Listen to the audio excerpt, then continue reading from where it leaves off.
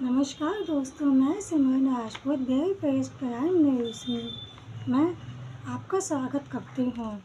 आज मैं आपके सामने एक दिल झकझोर देने वाली दास्तां लेकर पेश हुई हो, जिसमें सास ससुर बहू को सेक्स करने का नोट देते हैं, उसी से उसकी ज़िंदगी तबाह हो जाती है।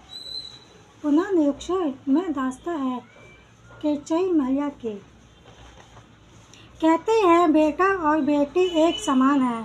बेटों की तरह बेटियां भी आज ऊंचाई की बुलंदियों को छू रही हैं। केवल शिक्षा के मामले में टॉप है, लेकिन आज यह रूढ़िवादी लोग मौजूद हैं। लोगों को बेटा ही चाहिए, उसके लिए वह कुछ भी कर रहे हैं। ऐसे ही यह कहानी है एक महिला की, जिसके ऊपर एक अच्छे संस्कारी बेटे को जन्म देने के लिए गर्भधारण के पहले से ही दबाव बनाना शुरू हुआ।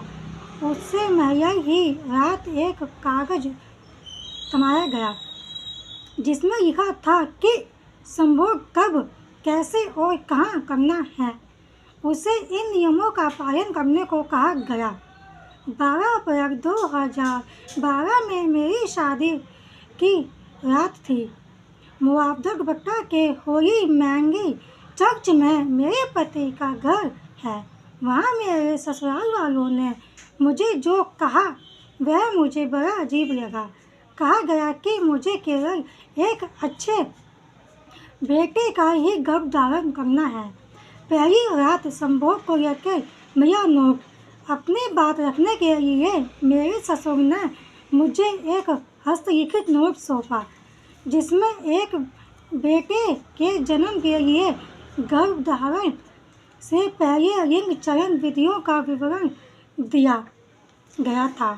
उन्होंने दावा किया कि अमेरिका में उनके एक रिश्तेदार के लिए इसका सफलतापूर्वक उपयोग किया गया था।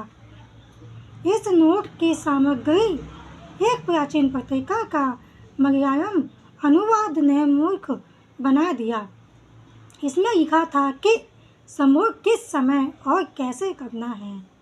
इसमें दावा किया गया था कि उसी समय और विधि के प्रयोग से न केवल किसी बेटे को गर्भ धारण करने की 95% संभावना है, बल्कि एक अच्छा, गोरा और सुंदर बुद्धिमान बेटा पैदा होगा। सास के जवाब ने दिया, हैरान गोरा बेटा करने के लिए मुझे कई औषधीय पाउडर दिए गए। लेख में गर्भधारण के दौरान महान पुरुष व्यक्तित्वों के बारे में सोचने का भी सुझाव दिया गया था। इस रहस्योद्घाटन का सदमा गहरा था। जिस परिवार में मैंने अभी प्रवेश किया था, उसके भीतर इस तरह के रिग्रेसिव विश्वास कैसे बने रह सकते हैं। मैं उत्सुक थी कि मैंने अपनी सास से बेटी पैदा करने से उनकी नफरत के बारे से सवाल किया। उनकी प्रतिक्रिया निराशाजनक थी। उन्होंने कहा, बेटियां हमेशा एक आर्थिक बोझ होती हैं। उन्होंने एक लाइन कही, बेटियां पैसे लेके जाती हैं और बेटे पैसे लाते हैं। मुझे यह धारणा सुनकर बहुत अपमानजनक लगा। अपने माता पिता की इकलौती संतान रूप में मैं ऐसी भावनाओं से संबंधित नहीं हो सकती थी।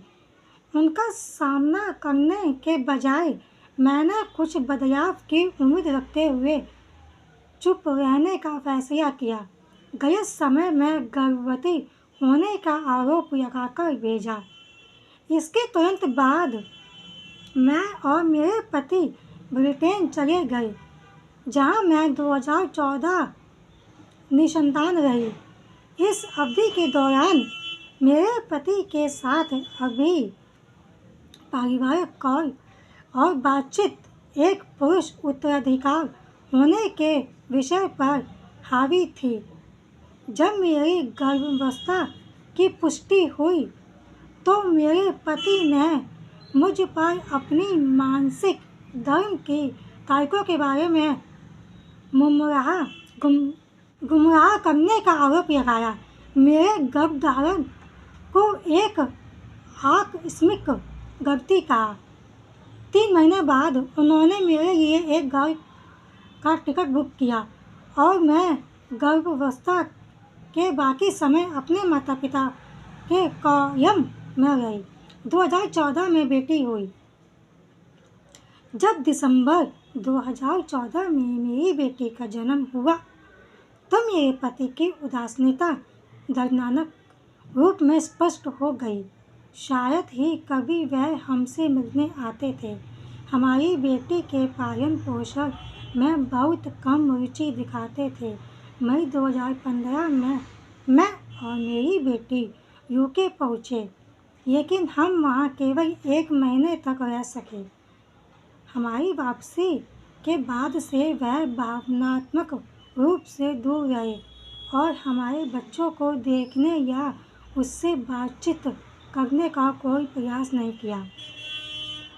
9 साल तक बेटी की नहीं आई याद।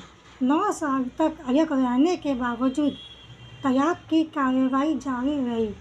मेरे पति ने भरण पोषण का भुगतान करने से इनकार कर दिया। 2022 में एक निचली अदालत ने भरण पोषण का आदेश दिया, लेकिन मेरे पति ने हाई कोर्ट में एक पुनरीक्षण याचिका दायर की, जिससे प्रक्रियाएं लंबी हो गई। हाई कोर्ट के निर्देश के बाद वह अब भरण पोषण का भुगतान करते हैं। विरोधाभासी रूप में इंग्लैंड में हमारी बेटी की मुफ्त शिक्षा के लिए अभिरक्षा चाहते हैं। बाद में कानून की हुई जानकारी।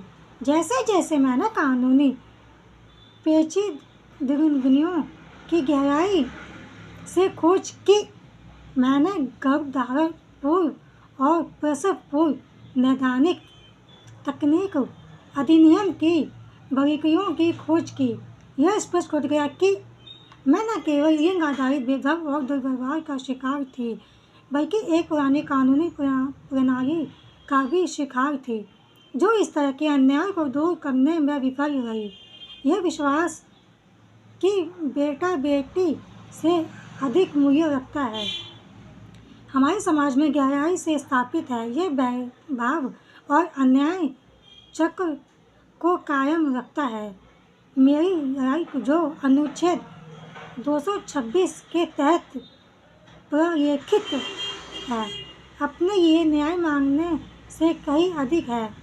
यह मेरी बेटी के लिए एक उज्ज्वल और अधिक न्यायसंगत भविष्य को सुरक्षित करने के बारे में है, जो प्राचीन मान्यता और प्रणालीगत अन्यायों को वेलियों में मुक्त है। मैं सिमरन राजपूत आपसे अनुरोध करती हूँ कि आप हमारे चैनल को लाइक करें, कमेंट करें, सब्सक्राइब करें और शेयर करें। जय हिंद, जय भारत।